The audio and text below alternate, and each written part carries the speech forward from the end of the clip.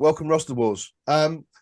We literally just finished doing our mock draft, and as we were about to close, Ross had something very important to say, and we didn't quite get it on camera, so we thought we'd do a special emergency broadcast on behalf of Ross. Thank you very much for the time, boys. Aaron Rodgers is a Jet. He's a Jet. He's finally a Jet. Like I knew in my heart that it was going to happen. Like I didn't have any doubt in my mind, but I just can't believe how happy I am that it's actually finally here. I'm tearing up a bit. We've finally got a quarterback. The playoff drought is over. We're going to the playoffs. I'll call it a Super Bowl guarantee. We'll do a Super Bowl guarantee as well. Don't worry about that. So yeah, that's us. We're sorted. Get him in here. I didn't care what we gave up. Pick swap in the first. That's fine. Conditional first next year probably. Didn't worry about it. We've got Aaron Rodgers. We've got the offense around them. We've got a good defense as well, and that's it. We're sorted. Not the same old Jets anymore. Not the same old Jets. Get it up, please. I'm looking forward to after this, just jumping straight online and seeing what Dan has to say. I reckon. Let's hope Dan's listening to the pod, and if he is, I'm sure he's beating his keyboard right now, telling the Jets how they're taking a toxic player and how it's the end of the Jets. But look, this has been the worst kept secret the last couple of weeks, and I'm not surprised this trade's been done. It's an exciting time. The AFC East is going to be humming. Let's go. The Patriots are the worst team in the AFC East by far now. Yes. Yes. Times are changing. I'm just looking back at my notes from our thing. I don't think it changes our picks too much. So hopefully, don't give away any disclaimers because no spoilers. So enjoy the podcast that's coming up in just a second, guys. So thank you very much. Speak to you all soon. See you later. Yeah.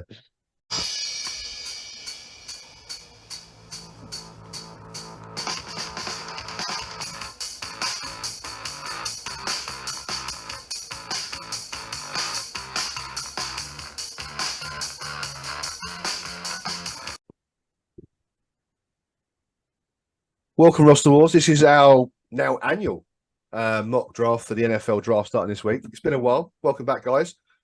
As usual, we've got Ross and Nathan with you today. How you doing, guys? Yeah, Mike. Good to see you. Good. Likewise, Ross.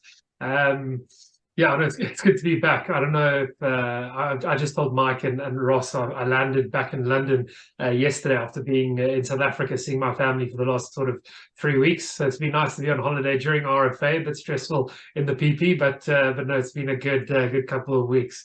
What about yourself, Ross? Enjoying the PP and RR. It's a bit more fast paced, so feels like we've been done for a couple of weeks now. It's we're all kicking back and relaxing, and head first into draft coverage. It's an exciting time of year. As I have no draft picks, it's lovely. This is about as much drafting I do for the next 2 years. Like 2025, I've got my next draft pick, so I'm making the most of this. You need to win a championship. You've sold out. I have pushed quite a lot of chips, if not all the chips in. So there may be some moves to come. You never know. Let's see. So obviously the plan tonight is we're going to run through our own mock draft based on the NFL, not the fantasy equivalent. We'll have a look at that once we realise where these guys have ended up and the fantasy relevance. So we had a little bit of a draw yesterday, and first up on the block is Ross with the Carolina Panthers. This is the easy one. This is the easy one. I feel like we've gone full circle. I think everyone started out with Bryce Young as the top quarterback, and then we sort of convinced ourselves that he was too small and he wasn't very good, and that CJ Stroud was going to go top. And I think Anthony Richardson was number one for a while after the combine, but I'm still going to go my number one quarterback, and it's Bryce Young. They definitely need a quarterback. They obviously traded up a lot to get him, and I think if they get him, piece them together with maybe a couple more weapons later on in the draft, I think they'll be in a good position, the Panthers, to win a few games in a easy division. Well, he was doing much, so he was on my board as number one as well, so that's very helpful. And in that case, he's the first Crimson Tide player at 101 since 1948. They've not got many good players, do they? No. So Yeah, I think you're right. I think people got concerned about his size and then came back to it. So I think it makes sense that he's probably the number one pick. And the fact that Carolina had traded up to get him, I think that shows they had a lot of commitment for him. So can't see Obviously, it. like that's assuming they're trading up to take him. I think obviously there are a lot of quality quarterbacks, or at least speculatively there are a lot of quality quarterbacks. I think I tend to use quite a bit of sort of the PFF ranking stuff, and they were by far, I think Bryce Young has been ranked by far the first quarterback according to their rankings. So it will be interesting. It's just, I think obviously the biggest question mark is size, and I think the only really small quarterback that has done something recently is someone like Kyler Murray, and even he's starting to struggle now, and he has obviously pace on his side. I think Tua's a bit more of a reality check with sort of the concussions, and I think they will have to they'll have to protect him and look after him if he's to have a successful career in the NFL. That's my opinion of Bryce Young, but the talent is there, and I think his time and the way he sort of recognizes the scheme is pretty high. But I don't know. That's, I'm assuming, your thoughts as well, Ross. Yeah, he's just a playmaker. I think that the height concerns for me, I've also came full circle on that. And like if he was good enough to play at Alabama, like and win the Heisman at that height, he's already sort of beating the odds. So it's not as if he's just came out of high school and going straight to the NFL, and we've not seen him prove it at like a high level. He has proved beating the odds already at his height and weight to be such a great quarterback in college. I feel like he can do the same in the NFL. Maybe not to the same heights as we've seen Trevor Lawrence, Joe Burrow in recent years, but I think he'll be a good quarterback for a number of years. And again, obviously, if he can stay healthy. Yeah, mobility is obviously key for him, but it'll be whether or not he can take the hits at this level on a constant basis. I guess at college he's not been touched so much, but it's like Aaron Donalds of the world raining down you. I suppose it's a slightly different hit than some of the other guys at college. So, okay, cool. That was number one. Next on the block, Nathan. Yeah, so I'm taking obviously the 1 or 2 for the Texans. I briefly spoke to you, Mike and Ross, before we sort of jumped online, that I think I strongly believe if anyone is to make a move for someone like Trey Lance, I do think it might be the Texans. I do think they with DeMarco Ryan, they do have a relationship with him. So I think that if they don't make a move for Trey Lance, or sorry, if they do make a move for Trey Lance, they do look at one of the defensive positions. However, assuming there aren't any trades, I'm going to stay what I think is relatively safe, and I'm going to go with CJ Stroud at the 102. Obviously, there was recent sort of documentation that came out. I think that was leaked with regards to some of the recognition of certain quarterbacks and sort of how they pick up sort of schemes. I'm not sure. Correct me if I'm wrong, but S2 test. Yeah, the S2 test, exactly. Ross, tell me more about this S2 test that CJ Stroud was actually so weak on. It's another bill of goods that we're being sold, that this is the one factor that can determine how good our quarterback is going to be in the NFL. But it's really strange because it's like only half the teams in the NFL actually pay for this test. They're like restricting the supply, so I think they're being leaked for like ulterior motives. So I don't believe it whatsoever, to be honest. I But I'm assume sure the in 3 Patriots years' just time, copy someone else's, right? The Patriots never yeah, pay, just that's what copy they do. someone Yeah, else's they ones. cheat. Yeah. Cheaters. Yeah. I So did yeah, forget to say earlier I on, by the don't way. buy it. I did forget to say we are working on no trades. We're just working as the list stands today. So, I mean, I think, like you said, I think there's still some bits to be done in the next couple of days before the draft starts. We may see some movement. So, sorry, I just forgot to mention that earlier.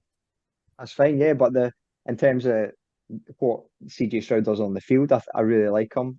The one thing I have concern with is he's under pressure, because he hasn't really had to work under pressure at college behind that big O line for Ohio State, throwing to 5 brilliant wide receivers. So I'll be anxious to see, especially if he goes to Houston, who doesn't really have that great wide receivers, how he gets on. But yeah, I believe he's going to be the second overall pick as well. I like that pick, Nate. I think I'd agree with that as well. I mean, for the bit of tape I've seen, he doesn't use his legs so much, but that may be because he hasn't had to get out, get wide, get loose because of the O line at Ohio. So he's 6'3", so he's a bigger unit. So his vision's pretty good as well, I guess, over most of the linemen. So perhaps that's why he's not been as mobile. I guess we'll see if he is. But as you say, there's not many targets currently. So that may change in the course of the draft. But with Cook's gone, it's interesting whether they want to take someone more mobile to use their legs or not. So, me next on the Cardinals. I've gone for Will Anderson. I think they've got so many holes to fill. They've got Kyler Murray, who's not fit, and they've got a new regime coming in. We may see a few big names, even Kyler Murray, departing in months and weeks to come. But I think they just take the best player off the board on this basis. Will Anderson. I think he's for me probably the number one pick at the moment. And they may even be tempted to trade back a little bit. If they're not going to take, they can sell out to someone who is more quarterback hungry, who may want to come back, the Titans or someone like might want to come forward. But I think he's got the talent to sort of fit in quite quickly in the Cardinals. They've lost some key defensive players, so maybe he'll plug in and play and run with that. I don't know how you guys see that. Yeah, they need a lot of talent, don't the Cardinals? I think they're one of the worst rosters in the NFL, if not the worst. So just getting the most talented player in the draft for me is a good pick. Like you said, in the real draft, they're probably looking to trade back and acquire more assets because they're so talent poor everywhere. And they're definitely sort of punting this season and trying to get a quarterback next year. But it wouldn't be a bad pick to pick Will Anderson. He's not going to win them many games, so they can still tank and still get a great player on defense. Sounds Yeah, good they can hopefully sit Kyler Murray a little bit longer, get him fitter, and then give Colt McCoy a full season under center. Yeah, get that trade value up for Kyler. Get him healthy. Get that trade value up, ready for 2024. There we go. He can go to the Saints after that. Yeah. Right. So next on the block we have the Colts and Ross. It feels pretty chalk this draft. We're not doing anything exciting. The excitement's still to come, and I don't think I'm going to continue give you any more excitement. I'm going to go for Will Levis. I think this is like a nailed-on Colts pick for the last 3 months. I feel like he's a very Coltsy player. I don't really know why, but I think even if they trade up to 3 for him, even if they trade up to 3, they're still going to pick Will Levis. Even if CJ Stroud falls, they may still even pick Will Levis. But I think he's a bit of a projection, and he didn't get better as college went on. He was better in his 2021 season and 2022. And there's a bit of accuracy issues there, but comes into the Colts and it's a relatively good situation for how high they're picking. They've got a couple of good targets there. They've got a good running game with Jonathan Taylor. So and the coaching seems to be okay. They've got a proven track record of developing QBs. So this is another one where very raw, very big projection. But we'll see how he can develop. Yeah, I tend to agree. I think in terms of quarterback, if they don't make a move to try and get further up in the draft, I think they will end up seeing Will Levis there at the 104. And I think, he makes the most sense. They are very QB needy. I think they've got Gardner Minshew as their current number one. Maybe him and Nick Foles. I'm sure certain people would love to see a season of Gardner Minshew under center, but I think Will Levis is the pick there. He's obviously got a bit of a cannon on him. There's upside, and I think 6'4", he ticks quite a few boxes there for the Colts, and that does probably make the most sense in my opinion as well. I went slightly rogue on my predictions. I actually thought Anthony Richardson might be taken by the Colts, so he gives him a slightly bit more dimension with his athleticism. But I can see Will Levis saying, he ticks a box. The Colts need a quarterback for the future.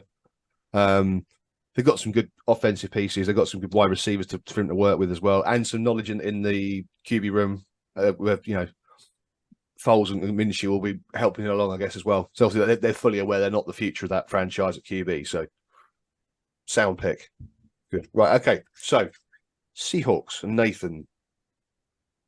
Yeah, so I think this was a little bit trickier for me because I feel once those 3 quarterbacks go off the table, it could go either way now when we're getting into this draft. Because I could very well see the Seahawks going QB4 and taking Anthony Richardson and sitting behind Geno. But the fact that they've paid Geno, there was a bit more of a feel-good factor in Seattle. They hit incredibly last season with their draft. They were superb. I think Charles Cross sort of at tackle was pretty impressive. But to just go with Mafe, to go with Kenneth Walker, Kobe Bryant, Tariq Woolen, all these guys were very successful in their rookie season. It was one of the better rookie drafts that we saw from 2022. I think this player, in my opinion, outside of maybe Bijan Robinson, is probably the best player in terms of their position. I'm going to go with Jalen Carter, and I don't think I'm going to let him get any further, because I think, although there's a lot of question marks surrounding him, obviously sort of personality-wise, the involvement sort of in that terrible accident whilst he was at college. I think beforehand he had also a few disciplinary issues. He put on quite a bit of weight. He didn't complete half his thing. So there are a lot of big question marks. But I think he's a freak. I think he's an absolute machine. I think he will make that defense there in Seattle. Obviously, with Bobby Wagner back in town as well, I think the Seahawks are going to be quite a scary team on the defensive side of the ball. So that's why I just thought to add Jalen Carter to keep hyping that and get the Legion of Boom back. Yeah, okay. I don't know. Also, I think maybe with the management there, there's an old school regime in there, so maybe that'll get him bumping along like way that people have been talking about Dan Campbell with him as well. So maybe Pete Carroll's got a bit more authority on him to keep him in his little niche. But there has been some red flags about his just general. Does he love the game? Is he just there to make some money? So, interesting pick. I had someone slightly different on mine, which I've now got 3 thinks on my picks later on, but that's not the problem here. It's my problem for later. Okay, cool. I get that. He's a big, powerful defender, and he will, hassle defenders going forwards if he gets his mind in the right spot. So I think that's a sound pick for the Seahawks. So, Ross, do you agree with Mike? Yeah, I think he's a nailed-on Seahawk if the board falls this way for me anyway, unless they do something spicy and take Anthony Richardson. But I think, like you said, the culture's good in there for him to integrate pretty well. The Seahawks are normally like one of the teams that do the spicy picks and pick players out of nowhere, like LJ Collier or even Jordan Brooks was a wild pick. But they're picking too high for that to happen, and they're just going to pick like the most talented defensive lineman, I think, whether that's Anderson or Carter or whoever falls. And yeah, that I really like this pick, and I think I've got to go here as well if the board falls this way. Very powerful, great talent, and he can fit in well with the Seahawks culture. Makes sense. And I think Pete Carroll, like I said, will shape him into being a professional athlete, which would be interesting. So, right, so me and the Lions. I didn't have Carter here actually, so I actually gone for Lucas Van Ness. I think it's sort of pairing here with Hutchinson on the line. I think that'll be quite a powerful, rushing defense. Sorry, I think him and Hutchinson will be gel quite well. His skill set looks good. I may have taken him a little bit high here compared to other people's boards, but I think he will suit, from what I've read as well. His work ethic and stuff suits what Campbell sort of looks for in players. So. I was thinking Carter originally, but I ended up passing him anyway for Lucas Van Ness on the basis I just thought the character of the guy actually puts him probably slightly above the skill set of some of the others there. Yeah, I think the Lions are definitely going to address the defensive line, whether that's interior or edge rusher. And Van Ness can do a bit of both. Like, he is versatile enough. Like, he started his career as an interior guy. And he's got the speed to power at the moment, although he wasn't a full-time player. But I think he like I said, he will be something that Dan Campbell looks for, because he's got a really high motor and like work ethic. He doesn't stop until the play ends. So I can see the fit in Detroit. Like I said, I'd maybe be thinking more with their second pick than their first pick, but that's me personally. And there has been buzz for Van Ness like all throughout the first round. So on draft night, it'd be interesting to see where he does go. But yeah, I can't really put my finger on where he's going to fit. Like this high, or is it going to be later in the first round? But I think it's a good fit in Detroit. I moved my board around quite a bit before I could really settle on where I wanted to go. I just thought he just he kind of fitted into that box that Dan Campbell likes as a player. So, look, I think it's quite difficult because I think this edge class is very is quite deep, but it's also quite top heavy, and I know that sounds quite contradictory, but I think the top sort of 6-7 guys are all very, very, very capable of being elite edge rushers. But what I mean is I think the guys even outside the top 7 are still competitive. So there is good depth. I just think there's elite at the top end, and I think some other guys that are still left on the board here, in my opinion, could well be as good, if not better, than Luke Finesse. I find him quite one-dimensional in terms of his bull rush. He's just an absolute beast of a human, and he just tries to plow through. And I think going up against some of these ginormous beings that sort of tackle could be a bit different to running up against guys in college. But nonetheless, he is an absolute physical machine. And I think if there's anyone that sort of can coach that into him, it's obviously someone like Dan Campbell that could well get the best out of him. Okay, right. So not unanimous-ish, but not too bad. Right. Okay. I don't think there's going to be many unanimous picks going forward. Like it does get a bit pick your poison. Like what do you fancy? So don't worry too much about that. No. That's all right. I'm just keeping track of it. So next up, Ross heading to the Raiders at number 7.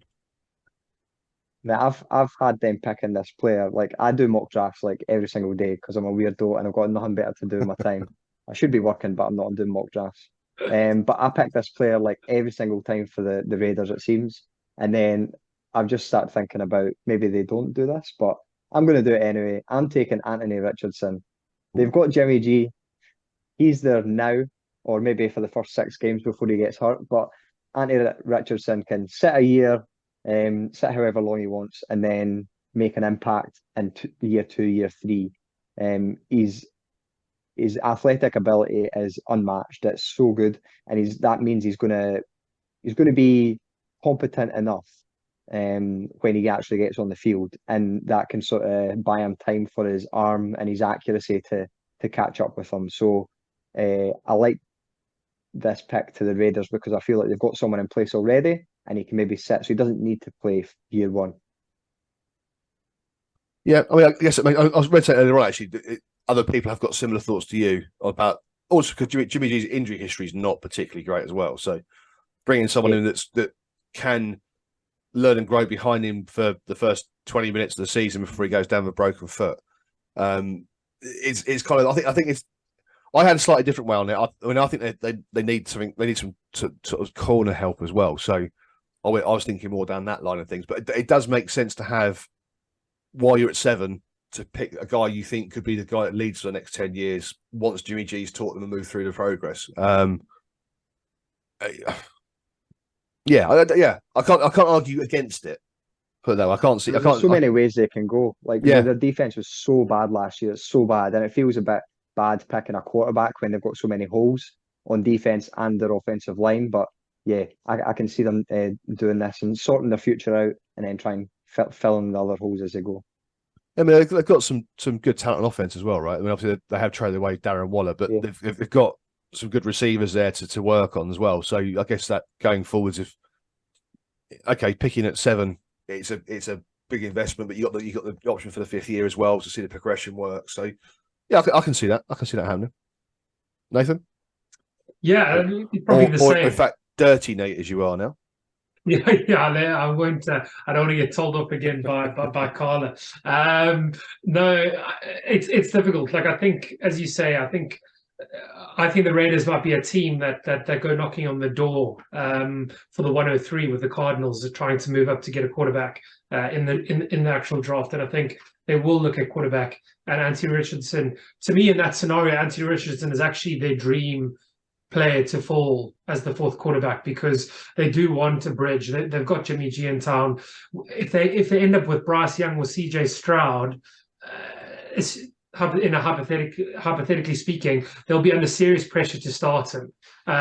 Whereas I think with Anthony Richardson, at least there is a bit of time for transition where he can get up to speed and sit behind someone like Jimmy G, who we can see ticks a lot of boxes in terms of being a great sort of person to learn from and develop. And look, Anthony, he's an exciting player. Again, another physical freak, and I think there are a lot of them this draft, and I think there are a lot of big physical players in a lot of physical positions, and I think it's going to come down to whether or not that translates and whether or not they can kind of come out and perform. But I do think I can't fault the Anthony Richardson at 107. I guess what's been a bit of a dual threat quarterback. That's like Yeah. McDaniel likes to scheme up some random things when he was at New England, right? So I guess we may see him sort of be a bit of quarterback, more of a quarterback whisperer, and bringing that side out of him as well. So it's like Jimmy G's not really got the ability to run like that. So interesting way forwards. Okay, right. So Falcons, Nathan at number 8. Yeah, so this is a bit tough for me, just sort of in my mind working through options here. I think that the Falcons are desperate for a quarterback first and foremost.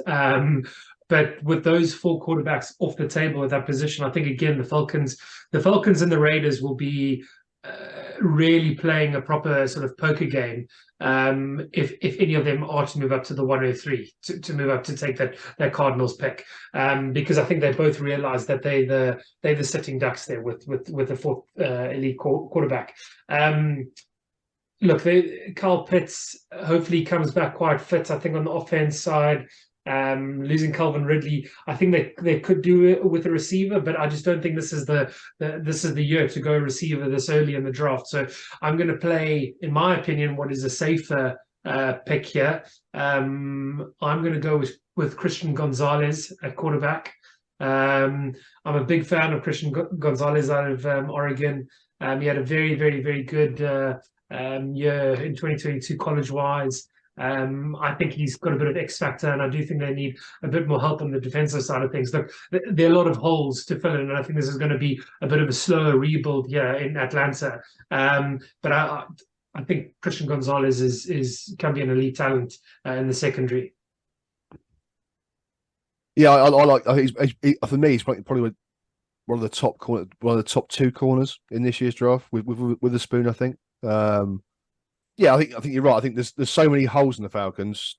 You could name one of any of the positions and slot, the best guy from that position in there. I've seen a lot of talk about Bijan Robinson going in here. I just think he's the best. At this point, he's probably the best player on the board that everyone's talking about for fantasy purposes, whatever else. But I just don't know if that's the wisest move from the Falcons in a rebuild where they need players all over the place. So yeah, putting your corner for the next 7-8 years in there, lock that away. Then we'll look later in the draft for some of the other skill positions, maybe. Yeah, like you said, like a lot of holes, so they'll maybe just take their best available player and on defense maybe. And Gonzalez is like the most athletic corner in the class. He's so fluid. He's a great mover, and he's got decent size. And they're building a decent sort of defensive background there. AJ Terrell's a stud. They've just brought in Jesse Bates, and Richie Grant's a good safety as well. So put Gonzalez in there, and it's starting to look pretty good on the back end. Then they just need some pass rush, and then the defense is much improved. Yeah, I was quite tempted to look at sort of on the edge and sort of in the defensive line, but they've brought in quite a few notable veterans. I think Calais Campbell's there now. I think I'm not sure, correct me if I'm wrong, I don't know if Dante Fowler's still there. I'm not sure, but they've got Caden Ellis brought in. He's sort of like a linebacker, edge hybrid. Onyemata to rush from the inside as well. So yeah, so I feel that Lorenzo Carter as well. Yeah, so I just felt that there were a lot of holes, but I felt I'd take in my opinion, the best sort of position player in their position at that pick. Okay, understood. Right, where are we? Most important pick of the draft. Easy, not. Right, so the Bears at number 9. Me. Again, there's offense and defensive issues on the line. So I think the way that Elberfus's brain works, I think you're going to look at defense before he puts another O. I think he'll look at taking O lineman later in the draft, right? I mean, polls showed last year he'll try and source some of the O linemen at the 4th, 5th, 6th round picks. I think on that basis, I'm going to go Tyree Wilson on the edge. We lost Quinn, we lost a few other big defensive players last year. Some players obviously signed some new linebackers in the free agency. I think he's a good run stopper. He's powerful. I think that helps defensively. Get like you said, the Falcons as well. Get the defense up and running first. We've got some good offensive pieces anyway. We've got some second-year O linemen who seemed to play above themselves last year from what I thought they would achieve. So I think, Tyree Wilson for me is going to be my pick at number 9. He's just a massive human being, isn't he? He's got very long arms as well, so he uses them well when he's power rushing as well. So I think he could have a very high ceiling as well. So you could be sorted at edge rusher for a while with Tyree Wilson. Personally, I'm a bit down on him, but again, I'm not an NFL coach, so I don't know what traits. Nor am I. What traits can you teach? I know for certain you can't teach how big and strong and long he is. So that's a big ones for me that you need at edge rusher. Yeah, I agree with Ross. I think 6'6", 270 pounds, and he's also slightly. I think he's one of the older guys sort of coming out of the class. I think he's sort of nearly 23 years old as well, and I think that sort of, for the defensive position, I actually think that sort of works in his favor. And again, he's getting coached by one of the better defensive minds as well, in my opinion. So yeah, I like the pick. Again, there are lots of good edges and defensive linemen, in my opinion, sort of falling here. So it's going to be interesting to see when they get picked. Yeah. As we said earlier on, there's so many bits of the coaching we don't understand that they see slightly different to how we see it. So we see what the panelists and what you sort of read in the mock drafts and stuff. So I'm sure they don't all give all their information away as well. I'm sure there's some little tidbits these guys come out with that we don't know about. So right, okay, moving on to the Eagles at number 10. They're from the Saints and Ross. So there are a couple of directions that I could go in here. I was thinking offensive line, and they've got Lane Johnson, who's getting older and maybe retiring soon. They obviously lost Seamalo to free agency as well. So a tackle who can maybe fill in at guard. I was thinking one guy in particular, but I'm actually going to go with a cornerback. They just signed Slay and they just signed Bradbury, but Slay's 32, Bradbury's 29, and I'm going to pick Devin Witherspoon. He can start actually in the slot, so he might get on the field straight away. But if not, no worries. He can sit a year, just like Jordan Davis last year. The Eagles are really good at sort of drafting a year in advance and not feeling pressured to get the rookies on the field straight away. So Witherspoon can come in and he can either play in the slot because he's got the good attitude and he's got the hitting ability to play near the line of scrimmage. So yeah, I think that's a really good fit for me, and I'm glad that he made it here to 10. Yeah, he's a very competitive player, so I think he will suit the sort of Eagles mentality of fighting for everything. Like I said, they lost a lot of players last year in free agency this year as well. So got some, and obviously learning off the experienced players like Bradbury as well will actually help him come on a little bit as well. So it's quite a good pick. Yeah, look, I think again, sort of using sort of PFF as sort of one of the stats things that I tend to use. They were pretty highly complimentary of him and said this last season of his in 2022 was one of the best ranked for a corner that they'd seen. Look, he's a little bit on the small side, sort of 180 pounds, but as you say, that he doesn't need to sort of go straight in. You've got some of those experienced corners. They obviously lost Chauncey Gardner-Johnson as well, because he went to the Lions, so we could well see him get thrown in from day one as a starter, and I'm sure the points that they'll be putting up, that Eagles offense, I'm sure the secondary will get pestered, but hopefully under pressure as well. So there will be opportunities to make plays. But yeah, I like that pick, Devin Witherspoon. Good. Okay, right. Moving on to the Titans and Nathan. Yeah, well, again, the Titans are in a worrying position, in my opinion, as a franchise. I think last year's sort of fall from grace was quite disappointing. You've got sort of resurgent Jags. Again, they're very lucky they're in the AFC South. It's probably the now weakest division in the league, assuming the NFC South is better than it was last year. But either way, the South is just an absolute mess at the moment.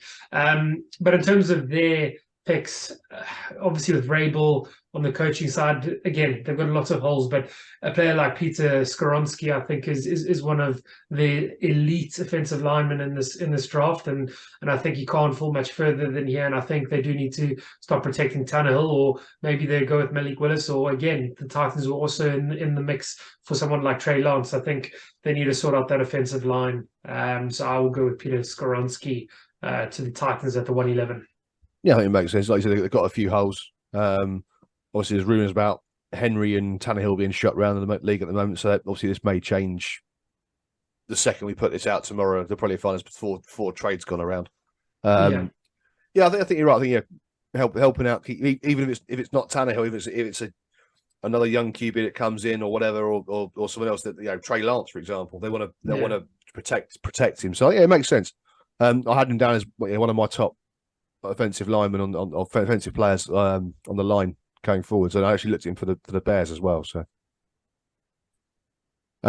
Josh, anything on that at all? Or Well, I think a lot of people are thinking the Titans can use a receiver or something like that, but I don't see that happening. I think they're going to go offensive line or defensive line. Like they want those big guys, the big maulers, the trench players. And Skoronsky is like the most talented that's left. I think he can fill in all along the offensive line and do a job. So yeah, I think he was considered for me at 10. I'm sure Mike, you're thinking about him at 9 as well. So yeah, I'd be surprised if he makes it this far in the NFL draft. But good player. yeah, okay, good, right. Me, Texans at 12. So we got a quarterback now. Need someone to throw to. JSN, I think, is the guy they'll take here. Again, they've got lots of holes, but there's no point having a quarterback if you're throwing to nobody. So yeah, I think to me that's they've taken the QB. They need some targets. Cook's gone. It seems a natural guy to bring in another wide receiver for him. I think the fact if you're taking Stroud at 2, taking his receiver with him makes sense as well. As it's sort of shown at the Bengals. Bring your wide receiver with you, have some great years. So that's my view on that one. Yeah, I love this. This is a great pick. Sorry, it's a great pick. Like matching JSN up with CJ Stroud. JSN is my top receiver as well. Like he's so shifty, so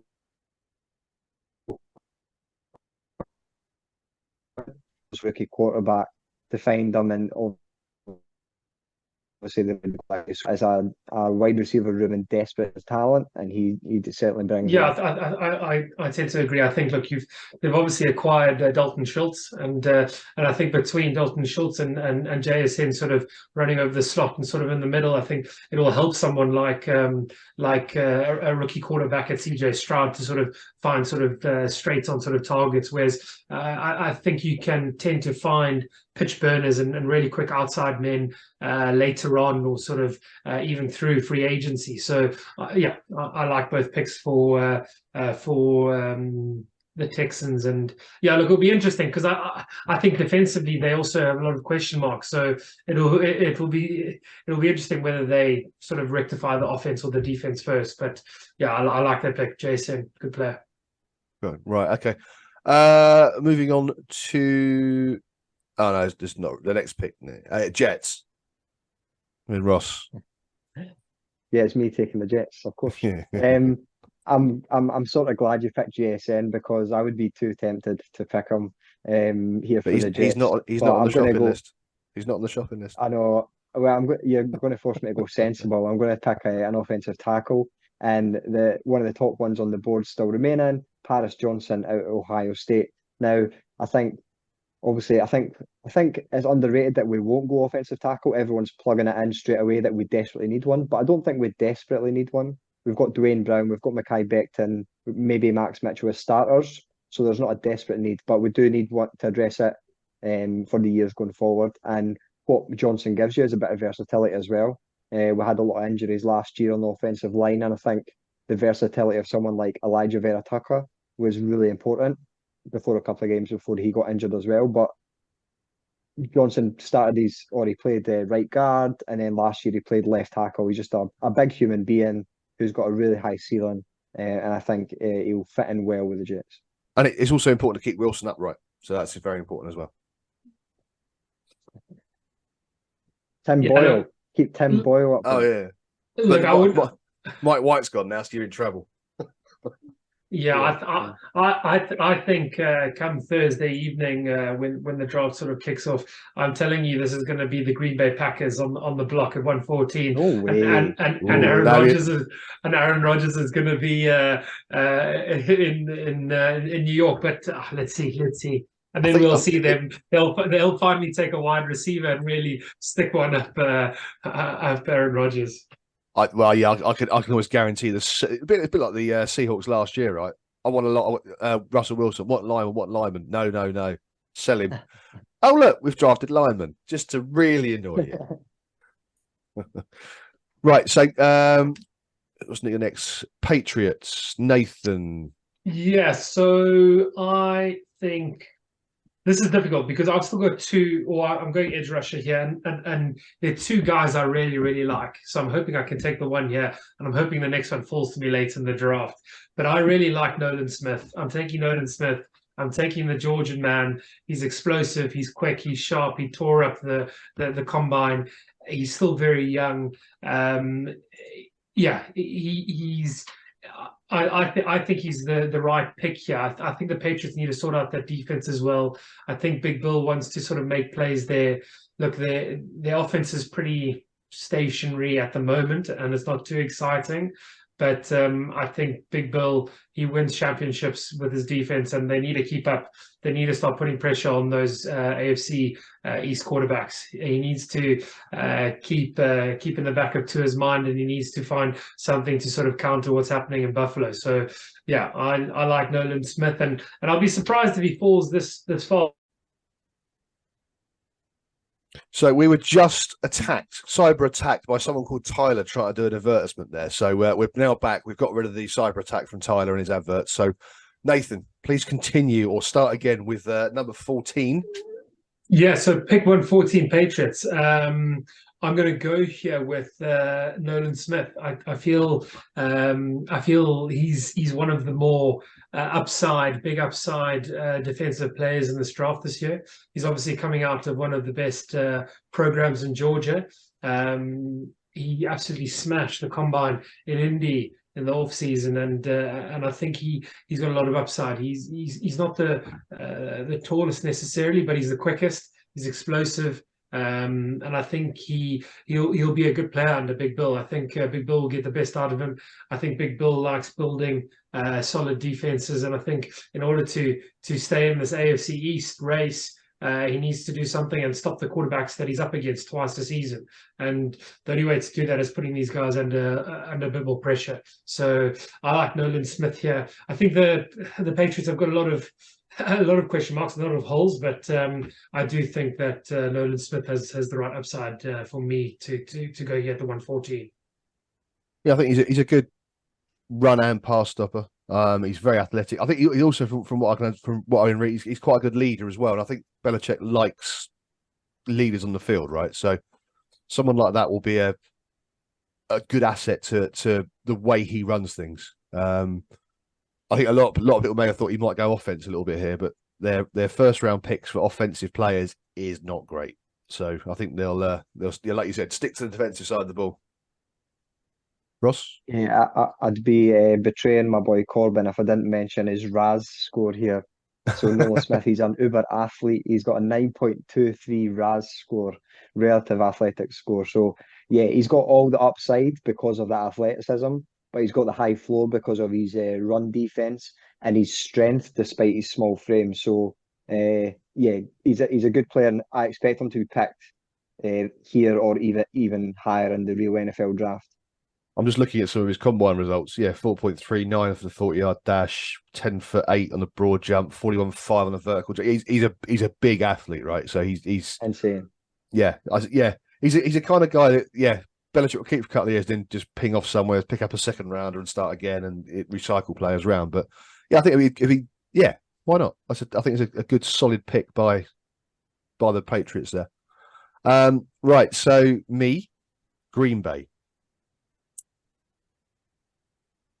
This is where it's going to really, really annoy someone who's just left to go to New York. Wide receiver, just to be really annoying and send it on his way.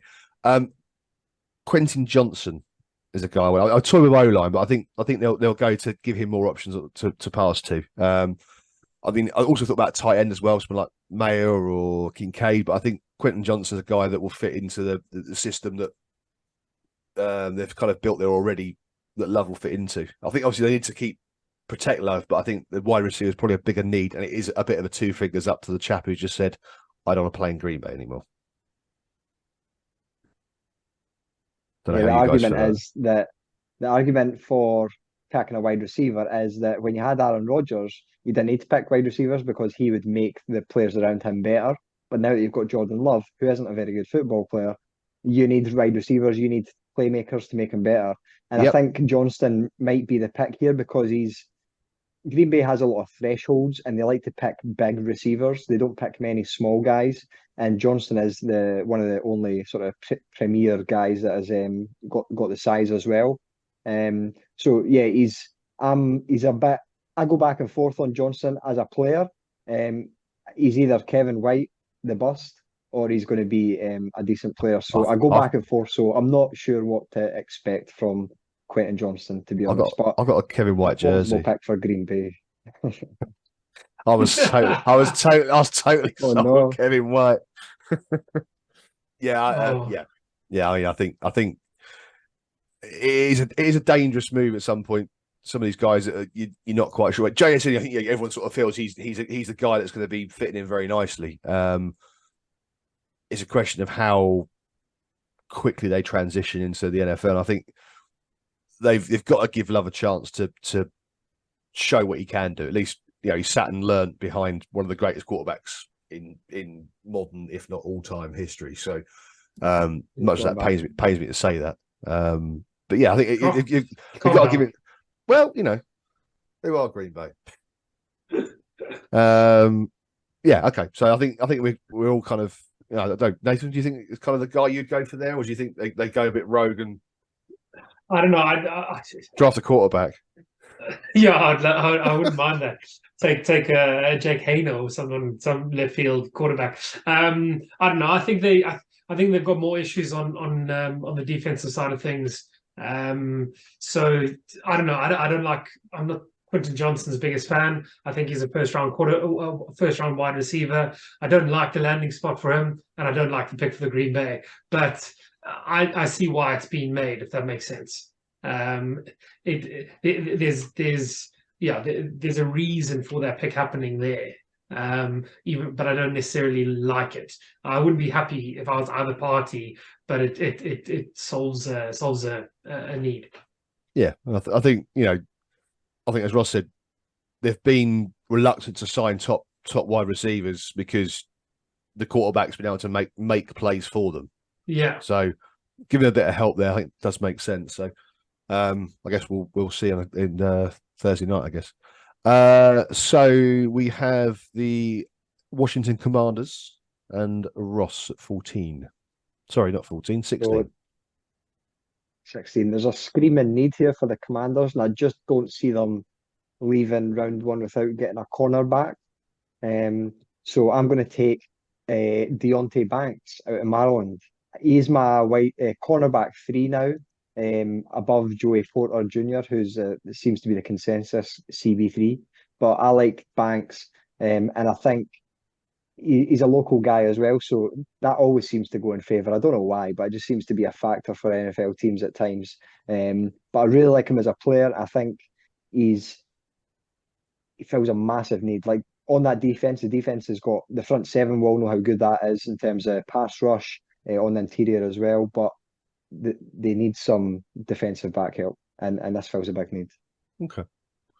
So I had him going Yeah. down a slightly different route with a tight end on the basis that Ben-Ami's history with Kelsey, I thought they might try and bring in a similar type player. But I guess it does make sense when putting a premium corner in there will tip that side up quite nicely and help out. They've got some good receivers as well on the offensive side. So obviously some question marks at who's at quarterback at the moment. And obviously still rumours about Lamar Jackson going there as well. So who knows? New owners, Yes, they might splash some cash. Yeah, it's a good cornerback and a good tight end class. So they might say we'll get the top tight end here, come back and get corner in the second round or whatever. But yeah, as with that, there's always a few directions these teams can go.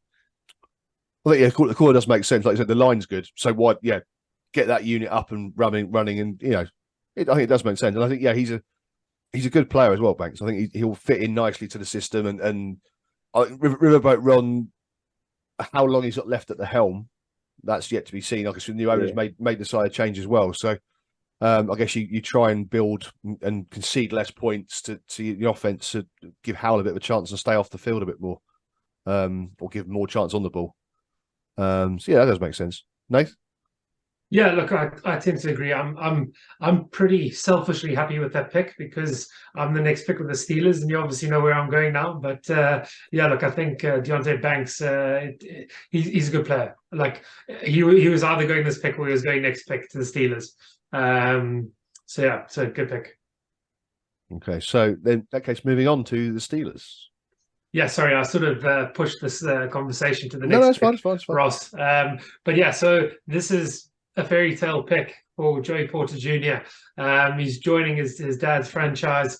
I have him and Deontay Banks neck and neck. I have him not too far below Witherspoon and Gonzalez. I think this is an elite cornerback class. And I think a lot of these teams picking sort of in the second half of the first round will be pretty happy to see these guys fall. And I could well see them actually falling on Thursday night because I can see people scrambling around thinking that the cornerbacks will fall and maybe reaching for maybe a Bijan and reaching for maybe another offensive lineman or something like that, or a wide receiver. But yeah, I like Joey Porter Jr. I think he's a great talent out of sort of Penn State. Ticks a lot of boxes, and I don't know, I'm also weirdly romantic, and I like the idea of him going to the same franchise that his dad became such a legend at as well in Pittsburgh. Well, you just stole my next pick. Anyway, Get the sniper rifle out. Yeah. No, I like him. I think he's that quarterback class is talent heavy, so I quite like it.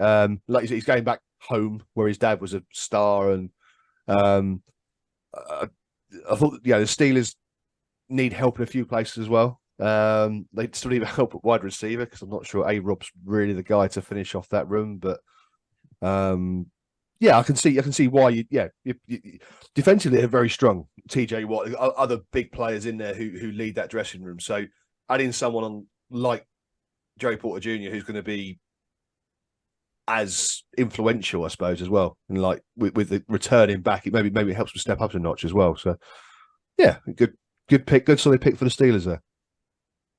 Yeah, he's very long and disruptive at the off the snap. So I think if he can get his hands on players, and by the time they're into the route, TJ Watt's already sacked the quarterback. So yeah, it's a good fit. Yeah. Okay. Right. So I'm next with the Lions. Right, let's throw me out a little bit. I think adding some players onto the O line will help them here as well. They've got some other good picks, and they've got one of the best running backs in the league now with Montgomery. That's all taken care of. I will go for Broderick Jones. I think he'll improve the defense on the offense. He'll build it up at the front there. I think he's another Georgia boy, isn't he? So I think that's quite a strong addition into that team. Yeah, he's an absolute monster. I think he's a great pick. I think I don't think there's too much between him and Paris Johnson, who Ross took to the Jets. I think it could have gone either way, really. Look, Georgia's a great facility. He grades very, very highly. One of my favorite sort of descriptions of him is there on the website here. He's built like a sequoia tree. He's got a very thick lower half, and he's going to be grounded. And I think that's the right pick for the Lions. But they obviously took Penny Sewell a couple of years ago, so they're really gearing up here. I think. Who did we have them? They took Luke Van Ness at pick number 6. So look, it would have been nicer to pair a tackle and a quarterback, but I think bulking up both trenches is great. So I like that pick for the Lions. Very good. Right, so we shall move on to the Buccaneers and Ross at 19. I wasn't expecting that. I just got sniped. I did get the sniper out again. But I think I'm going to stick with tackle. I think it's a top heavy tackle class. I'm going to go with Anton Harrison out at Oklahoma. He's a left tackle. He's sort of in the mold of Charles Cross last year in that he's better at pass protection than he is in the run game. And Bucks need a tackle. Kristen Wirfs played at right tackle, and there's talk of him being moved to left tackle, but I think I would personally rather draft a left tackle, keep him at right tackle where he's doing a great job, and prepare for Caleb Williams next year, because they're definitely in 2024 mode, so they'll get someone who can help them next year and protect that franchise quarterback. Yeah, because defensively, I think they're a bit more in the offense as far as the line goes, I think, at the moment. So I think it makes more sense to bulk up and put in some. Also, I mean, left tackles. You pick a franchise left tackle up, you're set for years. These guys are gold dust, right? Yeah. So if he suddenly becomes the next best left tackle, then they're sorted there for quite some time. So I think that does make a lot of sense. Look, I think he's quite young coming out of college as well. I think he's leaving as a junior as well, but he has played a considerable amount of snaps for Oklahoma, and I think he might well possibly sit on the sideline maybe for a season or at least learn. But as Ross says, it's a long-term play there, and the Tampa team definitely needs help on the O-line. If Baker Mayfield gets squashed, so be it. He's learning his trade. Oh well, move on. Right, so back to the Seahawks. Yeah, so I obviously had the Seahawks first pick, and I went Jalen Carter. I'm almost now, in hindsight, kicking myself retrospectively because there's another great defensive lineman here. It's a bit difficult because a lot of the sort of offensive linemen and more the interior defensive linemen have been taken. So if I was the Seahawks here, I'm probably looking at trading out here. But I'm going to spice it up a bit. And I don't think it's a huge need because they do have players in this position already in the squad. But I like him, and I think he will add a good option to Geno for this year, maybe another quarterback. But I'm going to go with Michael Mayer. I'm going to go tight end here to the Seahawks. I was tempted to sort of look at other positions, maybe going guard and sort of working on that offensive line, but Geno's there. I think Geno's a bit of a short-term bridge as well for someone else. I like Michael Mayer. He's a game player. Sadly, I'm an owner of Noah Fant in a few fantasy leagues, and it really hasn't helped me too much. And this is also always contradictory to my needs in selfish life. But I like Michael Mayer. I think he's a ball player. He makes things happen, and to have him, and you got Tyler Lockett, and you've got DK Metcalf. We've obviously helped up their defense. I think Seahawks are a sneaky dangerous team come 2023. With Geno's playing at the same level he played last year, yes, they can move up. Whether or not they're up to compete with the last game of the season, we've seen. But I like Mar. I think he's a good receiver. Notre Dame boy as well. So obviously he's used to playing in sort of the more cold environments. So someone like Seattle won't hurt him too much in comparison to some of the other more southern, warmer climates that some of these guys come from. I think it's a good pick there. I think that's an interesting addition, and also with the wide receivers they've got as well. That should be quite a nice group they've got there as well with DK and Tyler Lockett. Gives Gino another out to look at on the pass. Yeah, they're I think they use a lot of two tight end sets as well, and they get the run game going through that as well. So I think even though they've got Fant and they've got Will Disley and a few other options, they really do like their tight ends. And Mayer's like a high floor player to me. So he'll be a really reliable target to start with, especially in the red zone as well. Yeah, I think also, Disley and Fant, they're both solid, but are they the guys that are the next step Yeah. up? Could Mayer be the guy that takes them into the Kelseys, the Kittles, that kind of level of tight end play? Maybe he's the guy. So interesting. So next pick is the Miami Dolphins. They picked Tom Brady. Let me move to the Chargers at 21. I still think Brady's going to pop up in Miami. They've already wasted a draft pick on him, so why not just give him a salary for a year, right? Especially with concussion protocol nowadays. Right, so the Chargers and me at 21. I've had I've been toying with BJ Robinson here for a while. I knew you were thinking that. But I'm also thinking they're going to get another year out of it. They may actually re-sign him. So do you invest in the younger version? You probably do, especially this. The right hub he's getting, the way the scouts are, he's already. I mean, he's coming off. I mean, been told already that he's coming off blocks at 101 in redraft leagues next year. There's the potential. He's an ADP. I've still been toying around with a wide receiver there, but I do. The fact you've got to 21 and Bijan's not off the board, I think the Chargers, especially with Eckler looking to possibly trade away and get big money, you let Eckler walk, or you trade him away for something. The second you sign Bijan, you let Eckler go for a second round or something and just clear the salary off. So Bijan for me, I think he's a nice addition to that. The offense gives Herbert. I mean, his pass catching ability at running back's probably equal to Eckler's, I suppose. Yeah. Obviously yet to be seen at the level, but it certainly looks that way. Almost a like for like replacement. So I think that's yeah. Agreed, Mike. Like I think that's spot on. I think he's exactly like for like.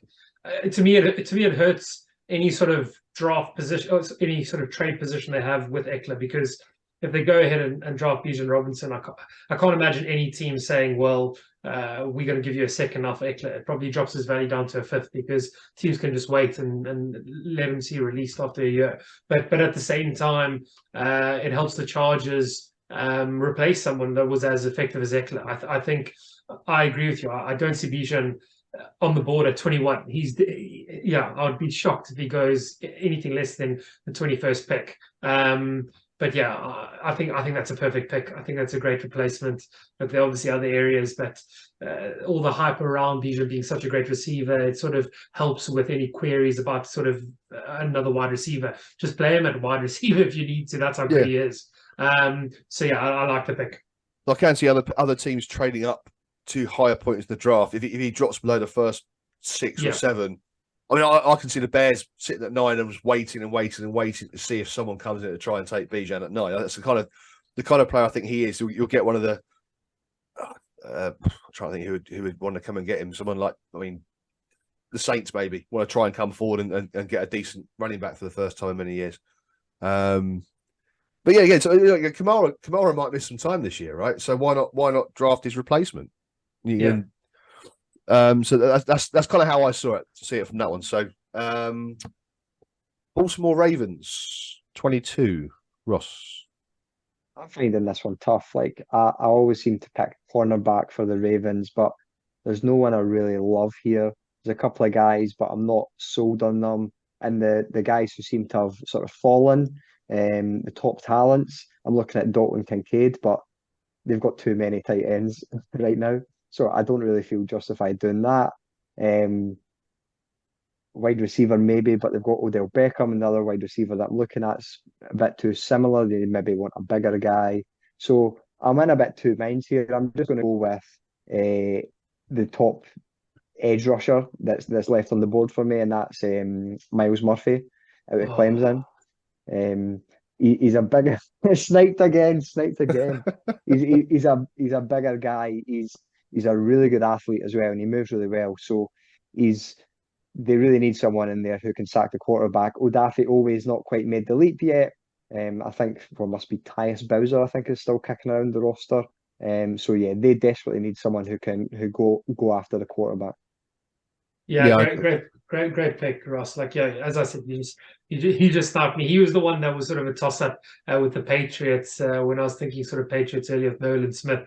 I like Miles Murphy. I was praying as a Saints fan that he would drop all the way down to 29, but that's obviously not going to happen in real life either. But yeah, good pick. I like Miles Murphy. so I had a thing in my head, obviously with the Lamar Jackson situation contract. Do they take a plunge on Hendon Hooker at this point? Do they sort of? I don't think they do. I think they'll want to try and sign Lamar. They'll try and get that across the line. If not, they'll trade it away for first round picks, maybe from someone this draft or the next draft. They'll run with what they got. I think you're right. I think they'll go that way rather than the illogical version of taking a quarterback. But I just sort of looking at the board, thinking, yeah, Hooker's still there. Do you do that to add pressure to Lamar? Is that to help? I think they're trying to make up with Lamar at the moment. Like they got in OBJ. I think they're sort of trying to kiss and make up and make it all better. And we didn't really mean to sell you and trade you. So yeah, I can see them definitely maybe even helping Lamar here with an offensive weapon or maybe a lineman. But yeah, I would be very surprised if they went up for a So we quarterback. might see Lamar Jackson running with a bit of paper to put his pick in. I pick. I suppose, I guess in a way, certain quarterbacks are sort of showing they want more input into how their teams draft for them. So perhaps that's part of Lamar's, kiss and make up package. You can have the first pick of our draft this year. It's But good. That is a good deal. It's a good deal. yeah, you take just a 200 million in the first round pick. Nice business. Right, so we go to the Vikings and Nathan. Yeah, I'm going to look at defensive line here. I think the Vikings have got a few areas to look at. I'm going to take Elijah Cansey.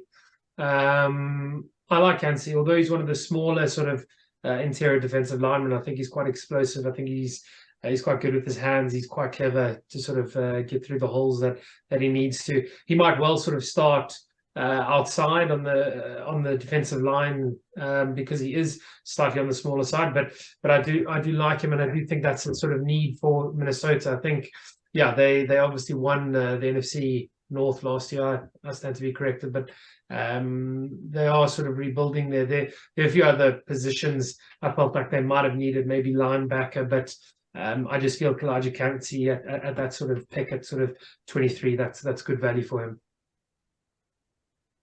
Yeah, I think that does make sense. Again, another team flirting with the next generation of quarterback as well. So, yeah.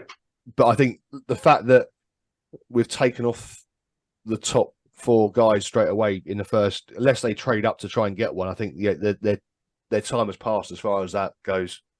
Yeah, I mean, they're fairly solid at wide receiver. Obviously, they lost Thielen, right? So they may look to bring a wide receiver in, but I guess they can do that in round 2 or 3. Obviously, Jefferson's the main guy there. Yeah, I think what you're saying, but that does make sense. Keeps them ticking over and rebuilding on those positions. So I think that does make sense. They've got holes everywhere. Like they're sneaky, a terrible roster, especially the defense. So I can see them picking like their highest ranked defensive player, especially if the wide receivers are in this state by the time it gets to them. So yeah, I can see them making a similar pick. Yeah, that does make sense. I mean, I'd rather they pick a rather useless player and continue being useless, but we'll see. Keep Kirk Cousins at the Vikings forever. Right, so it's me now, Jacksonville. Well, great year last year. They've been hitting on rookies. They've been bringing through guys and doing very well. The offensive side looks pretty good. They've added some Calvin Ridley as well, so they've brought some more power into that side of things. So I think they look at defensive this time around. I think they're looking at safety. I think they're looking at Brian Branch. I think we're looking at he's probably he's best safety in the draft. He can play nickel as well. He's got a high IQ from what I've read, and he can be used as a hybrid. So I think he's kind of a guy that they could slot into different positions in that side. Yeah, look, He's a really good player. Yeah, agreed. I think he like you said, I think he'll slot into multiple positions. Once again, devastated that I've been sniped. But he's sort of like the missing piece on that Jags defense. I think they could take a big leap because they've got a lot of young players.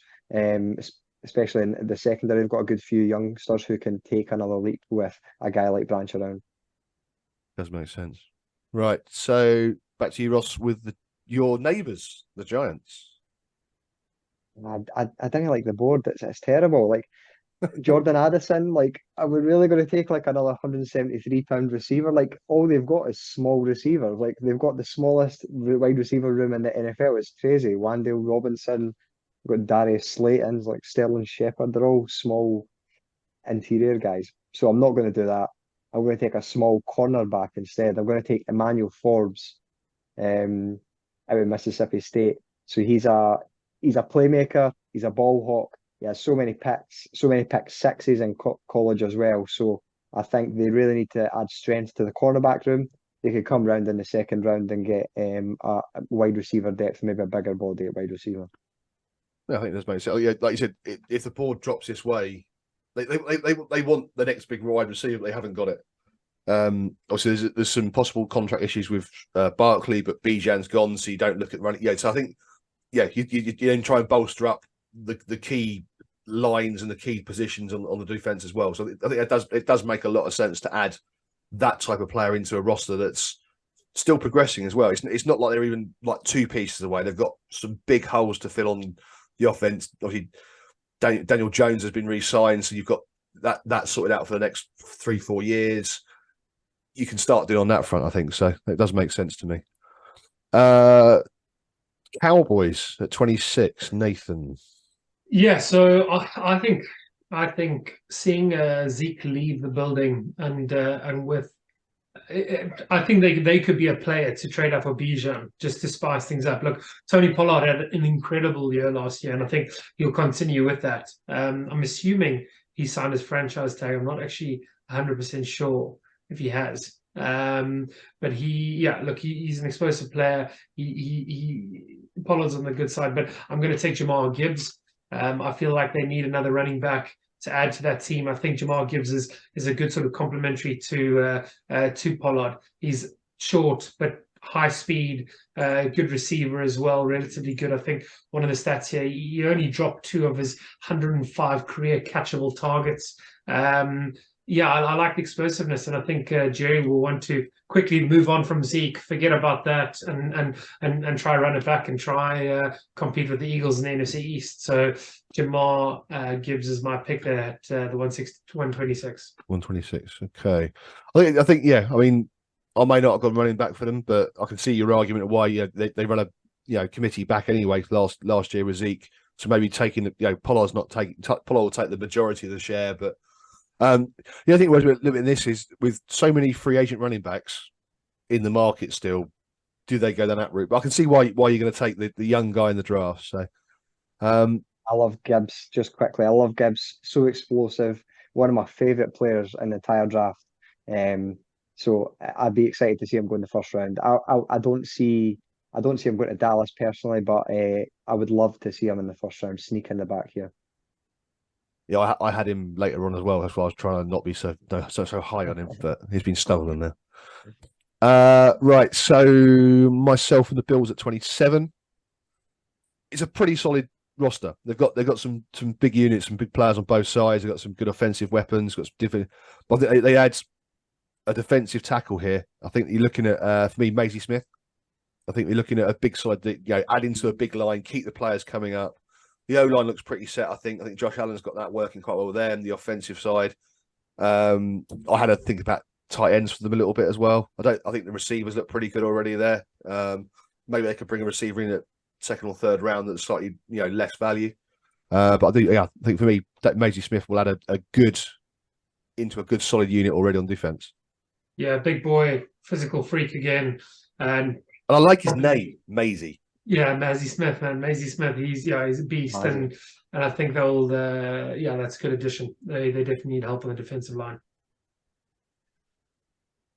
Okay, so we're on to the Bengals at 28. This is like a dream board for the Bengals, I think. There's 2 big positions that they need to fill, tight end and then tackle. So I'm going to pick the tackle because I think the drop-off at offensive tackle is steeper than it is at tight end. So I'm going to pick Darnell Wright out of Tennessee, and this is actually a perfect fit because he's a right tackle, and it's been said that he's only a right tackle. He can't play left tackle, but the Bengals just signed Orlando Brown to play left tackle, so they've got a Yep. space open at right tackle. So he slots in perfectly. Yeah, I mean, Yeah. I was thinking in my head I had sort of tight end in there as well, but I think you're right. The drop off on that's probably steeper than the tight end. So yeah, maybe you can try and pick up some guys in the second round again as well to just. But the receiving core is not bad, is it? I mean, you got Chase, T. Higgins. Yeah, yeah. I mean, They'll be it's not. fine. It's They'll not be like fine. you're lacking a talent there. So yeah, okay, I that does make a lot of sense to me. So yeah, I like that pick. That's good. Nathan and the Yes. Saints. So that's the perfect opposite of the snipe for me, because I'm just so glad Dalton Kincaid has dropped to me there. I think the Saints are crying out for a tight end. You've got one. I know I know we got Taysom Hill. Oh no, I wasn't thinking him. He's a Oh, quarterback. but I think it's probably what we need. I think just to add him as well. Derek Carr in town. Hopefully a fit Michael Thomas, Chris Olave. Obviously the other position here, as you said sort of earlier, the sneaky sort of thing is running back with Kamara's sort of situation. Look, I like Dalton Kincaid, and I think he'll suit the Saints well. The Saints have got holes defensively as well. It's quite an old squad. Maybe even linebacker here could have been an option for them. But yeah, I'm going to go with Dalton Kincaid at the 119. Okay, I think, like you said, at this point, you're probably taking the best players left that fits your system per se, and obviously the drop off afterwards. So, yeah, I think the running back market. There's so many guys, free agents still out there. If you're worried about Kamara not playing for the first 6 games or 10 games, yeah, we just got You Swaggy can- Smith as well, Swaggy Williams. So Jamal Williams can run it like an absolute hero, and hopefully he'll pick up the slack. And look, I think that's where they needed to go in that offense, just to add. And Derek Carr historically has done pretty well with tight end, so Yeah. I think it's a good landing move. spot. Yeah, okay, good. Okay, then me, isn't it? With the Eagles at 30. I'm going to go Kalijah Clancy, I think. No, I went Clancy already. Did you? I just He's a did you? Vikings. Oh yes. In which case, I'm going to go for the guy I can't pronounce his name. Adomiwia. Can someone help me out here? Oh, Felix. Adetomiwa Adebaware. Yes, the cello. That's lovely. Thank you. It's a good I goal. think, It's a good goal. yeah. Oh, that's better than I'm going to get. For me, I think he adds on the defense. They've lost a few, as I mentioned earlier on, a few defensive players. Restocking that side of it, I think works quite well. The offense seems quite well balanced out there. The running back room has been filled up. I think he's a good 3 technique player. So I think he's got good quick pass rush skills. I think he's going to be a guy that will be quite important for that side, I think, going forwards. Yeah, it doesn't need to play straight away because they've got a stacked line already. So yeah, is a good spot for him to sit and develop here. Yeah. And if I can pronounce his name, that shirt will be huge. Be down his sleeves. Personally, I know I should have Will- picked someone else like Miles Murphy. Yeah, I think Will McDonald's a better edge, but now they're here and there. I think not a bad pick. Okay, so last up, 31. Ross. I think the Chiefs are looking at maybe offensive tackle or edge, and I'm just going to pick a player I really love. He may not go in the first round. I hope he does, but I just love watching him play, and that's BJ Ojulari out at LSU. He's a really good pass rusher. He's not got a lot of strength in the run game just yet, but he's really refined as a pass rusher. He's got a lot of different moves, and he can really get after the quarterback. So when the offense for the Chiefs has put up 40 points already, and the other teams throwing the ball, he can get right after them. Sack king. It must be nice coming into a side that you know that's humming quite nicely, and you can just go right, plug yourself in. Especially like a dominant offensive team like the Chiefs, where it's just going to be, you can just enjoy the defensive side of the ball. Yeah, and I think it's his brother. I think that's Aziz Al-Jarari. Yeah. So look, I think it's good stock. I think, as you say, it's a position of need. They've obviously got Chanel, the youngster, and the Greek freak, what's called Kalafdis as well. So look, I think that's a good addition to that team, and just adds value. Well, that brings us to the end then. That was good. That was well, probably slightly slower than we hoped at one point, but we got there in the end. Yeah, we I guess, snuck it in. yeah, I mean, there's still some guys that I guess that will cut other ones, some wide receivers. There'll be some guys like Jordan Addison. I guess will get some airtime from others. Yeah, look, I think to me one of the big points here is we haven't really seen a guard or a center or and more surprisingly a linebacker. I don't think a linebacker was taken in the first round. Look, obviously it's a very strong edge class, so that's going to be the focus. And you've obviously got good corners and offensive players, but yeah, you've got guys like Jack Campbell who hasn't been taken, and a few others. Drew Sanders is also quality. Trent Simpson. So yeah, it'll be interesting to see when they go. I'm sure there'll be plenty of trade conversations going on in the next 48 hours as well. So we look forward to that. I guess we can reconvene once we've the draft's been completed. We can we can tell us how close or how far away we were from this, and maybe look at the fantasy impacts as well going forward. So thanks guys for joining tonight. I know it's a busy time for you, Nathan, getting your washing done after your 3-month holiday. So we'll see you guys all soon. Thank you very much for joining us. Cheers, Mike. Yeah. Thanks, Roscoe. Cheers, guys. Thanks a lot. Bye-bye.